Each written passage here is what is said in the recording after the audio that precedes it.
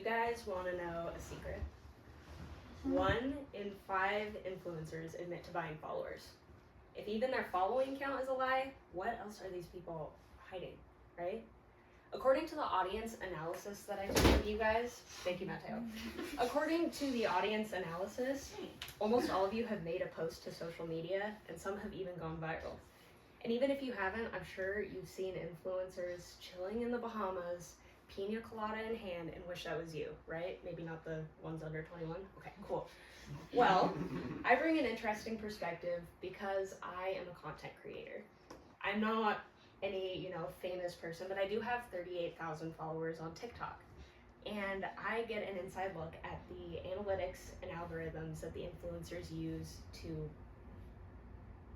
mind control you, okay?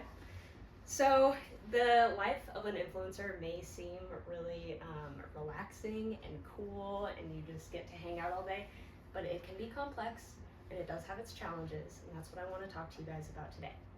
So we're going to talk about how influencers come to be, the marketing they utilize, and then we're going to finish with the challenges that they may face, okay? So let's start by defining what an influencer is.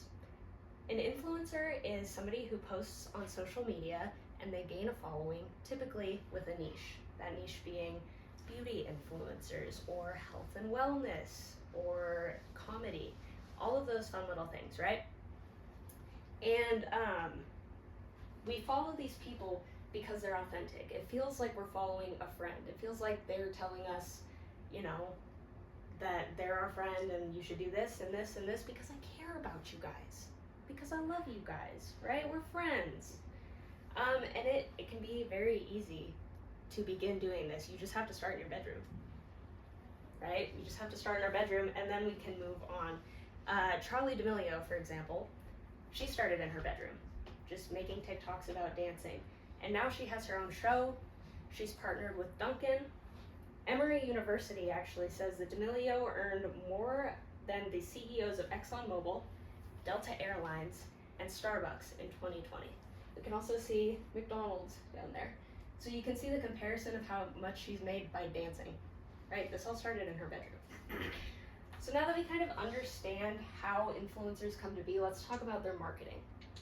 Okay, so we all see ads constantly, right? Whether it's TV, you see commercials. The reason that big brands, big companies like to partner with influencers is because it feels personal. Back to the point where we're, I'm your friend. You should use this product. You should eat Triscuits because they're actually really good, right? No, they're actually really bad, but that's besides the point. Brands love to work with influencers because they're authentic. And influencers love to work with brands because money.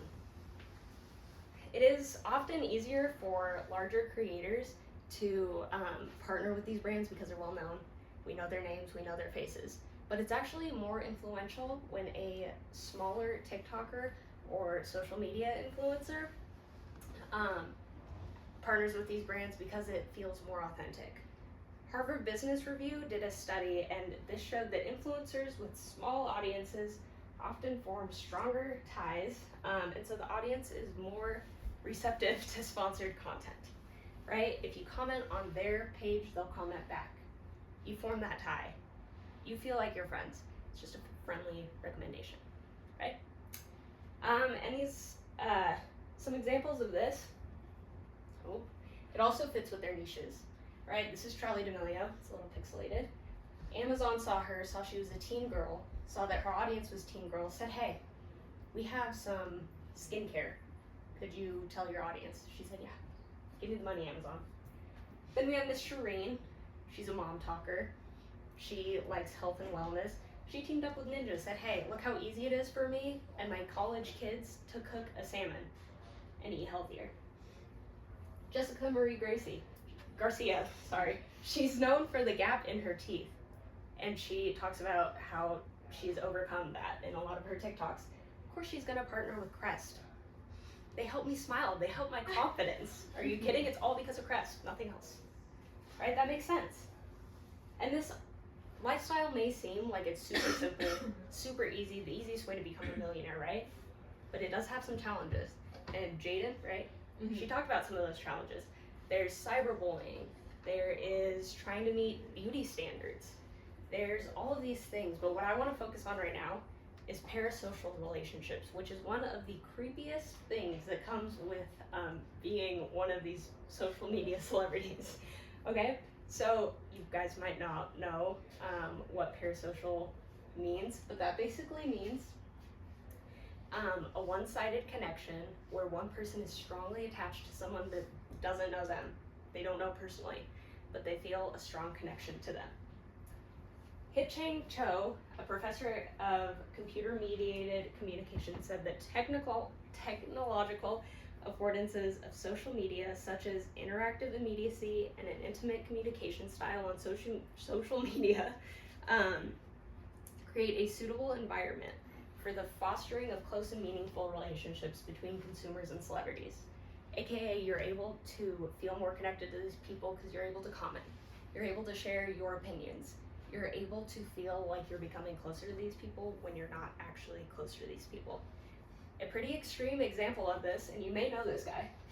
His name's Daniel Larson. If you know him, there's a lot of stuff about him that's interesting, but he's a mentally ill TikToker. He's gotten all of these followers because he is mentally ill and easily influenced, so people take advantage of him.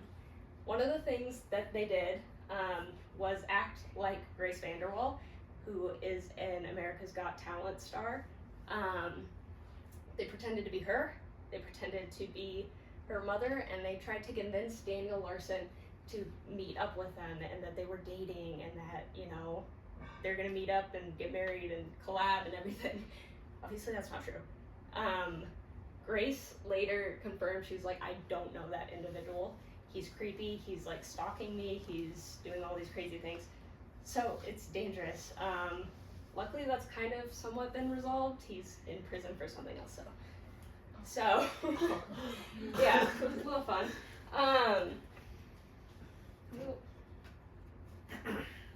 Okay. So enough about social media. I could obviously talk about this for hours, but I think it's time to log out of this speech. It's obviously not as luxurious as you may have imagined. We discussed how social media influencers come to be, the marketing they utilize, and the challenges that they might face. So next time you see an influencer tanning on the beach and wishing that was you, maybe you don't. Any questions? What's like your niche? Like you said you have to. I basically just lip sync. Okay. That's how I've gotten my following, but I use exaggerated facial expressions, and I'm kind of emo, so I guess that's my niche.